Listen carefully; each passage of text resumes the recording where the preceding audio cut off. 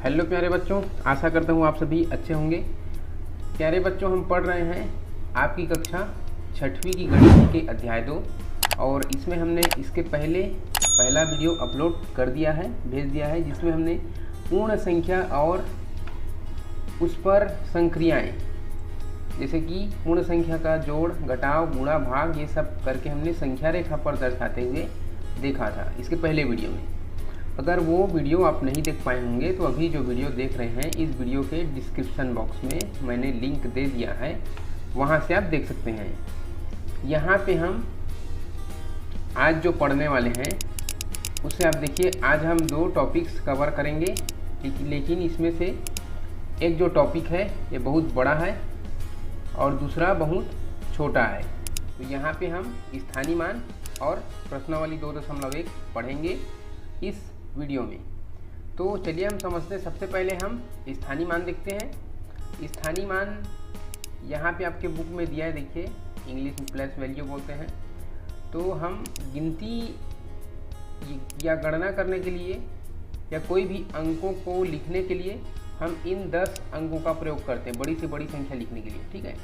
और ये अलग अलग स्थान पर होते हैं तो उसके अलग अलग मान होते हैं। जैसे कि यहाँ पे नीचे एक एग्जाम्पल में बताया गया है 769 769 में 7 जो है सैकड़े की स्थान पर है, तो इसका जो वैल्यू है यहाँ पे स्थान में इसका मान 700 है। ये 6 दहाई पर है तो इसका मान 60 है और 9 इकाई पर है तो उसका 9 ही है उसका स्थानीय मान, ठीक है। तो इस प्रकार से अलग अलग स्थान में अलग अलग मान होते हैं अंकों के। यहाँ पे नीचे एक और एग्जाम्पल दिया हुआ है 4579 में 5 का स्थानीय मान बताइए पूछा है। तो आपको सीधा सा सिंपल सा तरीका, अगर किसी इसमें पूछा है 5 का तो 5 को लिखिए, इसके बाद जितने भी अंक है उतने 0 लगा दीजिए तो इसका स्थानीय मान बन जाता है, ठीक है। ये स्थानीय मान लिखने का सबसे सरल तरीका। इसमें और भी बहुत सारे बताए हैं। इसमें बताया है आपके बुक में तरीका बताया है, अगर कोई सैकड़े की स्थान पर है तो उसको लिखिए और 100 से गुणा करिए तो 500 होगा, ठीक है। इस प्रकार से भी बताया गया है, तो ऐसा भी कर सकते हो। लेकिन सबसे अच्छा तरीका है कि कोई अंक जिस स्थान पर है उसके पीछे कितने भी अंक है उतने 0 आप लगा दीजिए, ये स्थानीय मान उसका निकल जाता है, ठीक है। तो आप ऐसे भी कर सकते हैं, ये स्थानीय मान लिखने का तरीका। इसके बाद हम देखेंगे यहाँ पे प्रश्नावली 2.1 में क्या क्या सवाल हैं, कैसे कैसे सवाल हैं, इन सबको हम देखेंगे बारी बारी से। यहाँ पे मैंने पूरे 2.1 को ले लिया है। सवाल नंबर 1 से लाइन से ये पूरे 8, 9, 10, 16 तक, पूरे 16 तक के सवाल हैं। सभी को मैंने एक ही पेज पर ले लिया है, लेकिन हम इसको हल करेंगे बारी बारी से एक एक करके। तो चलिए हम सवाल नंबर पहले पे पहुँचते हैं और यहाँ पे है पूछा है सबसे छोटी प्राकृतिक संख्या कौन सी है। तो प्राकृतिक संख्या 1 से शुरू होती है, इसलिए इसका आंसर 1 होगा, ठीक है। और आपको पुस्तक के बाजू में ऐसे नहीं लिखना है, ठीक है, आपको अपनी नोटबुक में लिखना है इसको। इसका उत्तर 1 होगा। दूसरा है कौन सी पूर्ण संख्या प्राकृतिक संख्या नहीं है। पूर्ण संख्या देखिए 0 से स्टार्ट होता है, 1, 2, 3 करके अनंत तक जाती है, और प्राकृतिक संख्या 1 से स्टार्ट होता है और ये अनंत तक जाती है। तो सवाल ये है कि कौन सी पूर्ण संख्या प्राकृतिक संख्या नहीं है। प्राकृतिक संख्या 1 से शुरू हुई है, ये 0 से शुरू है, अर्थात 0 इसके साथ नहीं है। तो 0 ही ऐसा पूर्ण संख्या है जो प्राकृतिक संख्या में नहीं है, तो इसका जो आंसर आएगा वो 0 रहेगा, ठीक है। वह पूर्ण संख्या बताइए जो 5 की पूर्ववर्ती है, 5 से पहली संख्या इसमें बताना है, तो इसका उत्तर क्या आएगा, 4 आएगा। 45 की अगली 3, 45 के आगे वाली 3 क्रमागत संख्या लिखना है आपको, तो इसका जो आंसर आएगा 45 के बाद 46, 47 और 48। 3 क्रमागत का मतलब होता है क्रम में आने वाले, ठीक है। अब 5वां सवाल ये है 41,608 तथा 41,806 में कौन सी संख्या बड़ी है। अब जाहिर सी बात इसमें सैकड़ा में 6 है तो 608 है, यहाँ पे 8 है तो 806 है, तो 806 वाला बड़ा होगा, तो 41,806 इसका आंसर होगा, ठीक है। तो इस प्रकार से आपको अपनी नोटबुक तैयार करनी है। यहाँ पे सवाल नंबर 6 में क्या है, दिए गए कथन सत्य है या असत्य है, पहचानिए। पहला कथन दिया है सबसे छोटी प्राकृत संख्या शून्य है। तो प्राकृत संख्या बच्चों 1 से शुरू होती है, तो इसमें तो शून्य होता ही नहीं है, इसलिए पहला जो है वो असत्य है। ठीक। दूसरा है सबसे छोटी पूर्ण संख्या शून्य है, ये तो सत्य है, क्योंकि पूर्ण संख्या शून्य से स्टार्ट होती है, इसलिए सबसे छोटी पूर्ण संख्या शून्य है। किसी प्राकृत संख्या में उसी प्राकृत संख्या को घटाने से शेष फल शून्य मिलता है, ये सही बात है, ये सत्य है। अगर हम 2 में से 2 घटाएंगे उसी संख्या में से उसी संख्या को, तो शून्य प्राप्त होगी। ठीक है, या कोई भी संख्या में से कोई भी संख्या को उसी संख्या को घटाएंगे तो शेष फल शून्य मिलेगा। यहाँ पे है 4215 में 2 का स्थानीय मान, यहाँ पे 2 है, तो 2 का स्थानीय मान 200 है, ये कथन लिखा है, ये 200 होगा, ये सत्य है।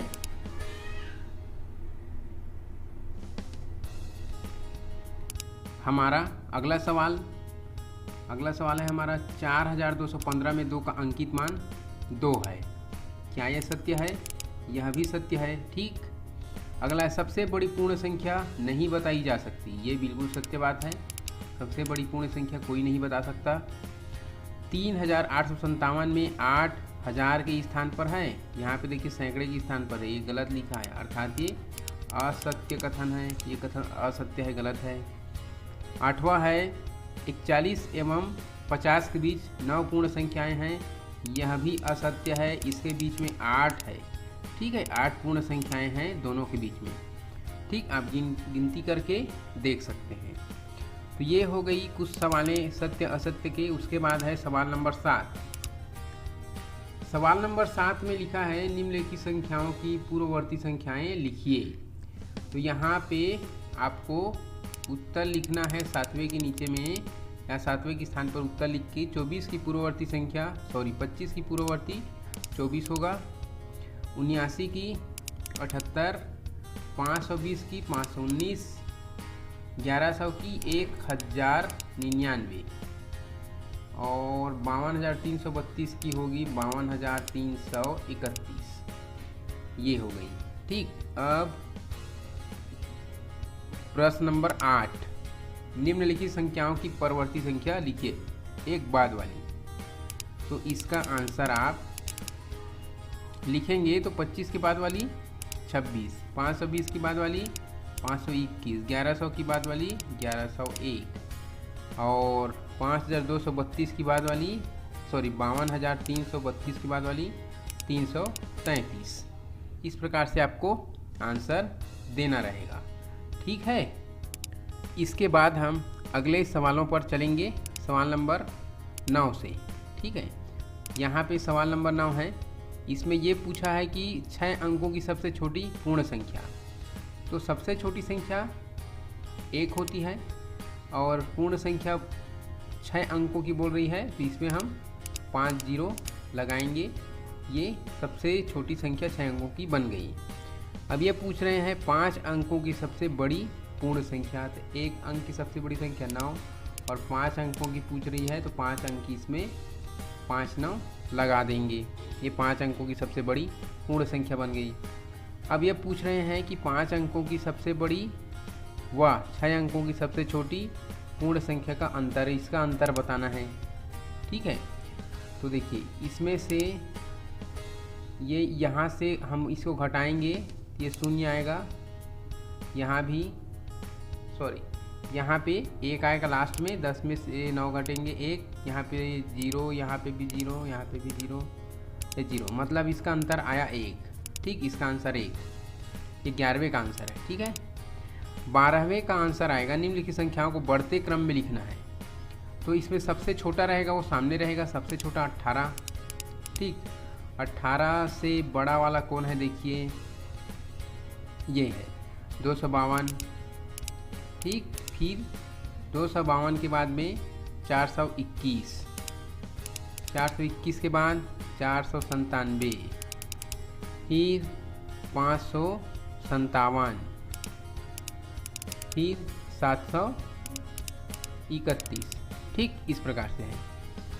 अब इसको घटते क्रम में जमाना है, तो घटते क्रम के लिए क्या करते हैं, सबसे बड़ा वाला शुरू में रहता है, अर्थात ये 617 सबसे शुरू में रहेगा, ये घटते हुए जाएंगे, फिर 458, 225, फिर 69 और 59, इस प्रकार लाइन से। सवाल नंबर 14 में निम्नलिखित में कौन सी संख्या 7,05,006 है? तो आप इसको इकाई, दहाई, सैकड़ा करके गिन सकते हैं। सवाल ऑप्शन नंबर 2 राइट है। इकाई, दहाई, सैकड़ा, हजार, 10,000, लाख, 7,05,006। ठीक है। सवाल नंबर 15 में क्या है? एक स्थानीय मान को बताया गया है जिसको संख्या के रूप में आपको लिखना है। इसको बोलते हैं विस्तारित रूप। ये संख्या के स्थानीय मान के साथ में है ना, इसको विस्तारित रूप बोलते हैं। इसको संख्या के रूप में बताना है आपको। तो देखिए 6 के साथ में 1000 है, अर्थात ये 1000 के स्थान पर रहेंगे 6। 3 के साथ 100 है तो ये सैकड़े के स्थान पर रहेगा 6300। 8 के साथ 10 है, ये दहाई के स्थान पर रहेगा तो 8 दाम 80 और 7 एकम 7, 80 7 87, ये हो गए 87, 6387। सवाल नंबर 15वें का आंसर। और सवाल नंबर 16 में क्या है देखिए, संख्या रेखा पर दर्शाइए कि नीचे दिए गए हल सही हैं। अब नीचे दिए गए बहुत सारे हल है, सब के सब तो सही हैं। इसको आपको संख्या रेखा बना के उसमें दर्शाना भर है। ठीक है। सवाल नंबर पहले का देखते हैं हम। 4 धन 3 बराबर 7, ये तो सब राइट है। 3 धन 4 बराबर 7, ये भी राइट। शून्य में 2 जोड़ेंगे 2 आएगा, 2 में शून्य जोड़ो तो 2 ही आएगा। 4 और 3 7 होता है, 3 और 4 7 होता है, ये भी राइट है। 4 में 3 घटाएंगे तो 1 आएगा, 6 में 2 घटाएंगे 4 आएगा, 7 में 4 घटाएंगे 3 आएंगे। सारे के सारे सवाल सभी सही हैं। इसमें आपको करना क्या है, सिर्फ आपको संख्या रेखा बनाना है। यहाँ पे मैंने नीचे में एक संख्या रेखा बना दिया है। इसमें आपको दर्शाना है, मैं एक सवाल हल करके इसमें बताता हूँ। 4 धन 3 बराबर 7 होता है इसको, तो शून्य से आपको पहले 4 में पहुँचना है, फिर 3 स्थान आगे जाना है तो आप 7 में पहुँच जाएंगे। और इसको लिखना है 4 धन 3। ठीक, ये बराबर आप 7 में पहुँच गए हो। इस प्रकार से आपको संख्या रेखा पर दर्शाना है। ये है सवाल नंबर 16वां। और इसी प्रकार ये बाकी जो सवाल हैं इनको आप खुद से संख्या रेखा बनाकर इसको आप हल करेंगे। ठीक है। तो ये हुआ आज का हमारा प्रश्नावली 2.1। हम अगली वीडियो में समझेंगे इसके बाकी जो इस चैप्टर के बाकी जो और नियम है, संवरक नियम, साहचर्य नियम, क्रम विनिमय नियम, उन सभी टॉपिक्स को समझेंगे। तो आज के लिए बस इतना ही। आप वीडियो से लगातार बने रहे, इसके लिए आपको थैंक यू सो मच।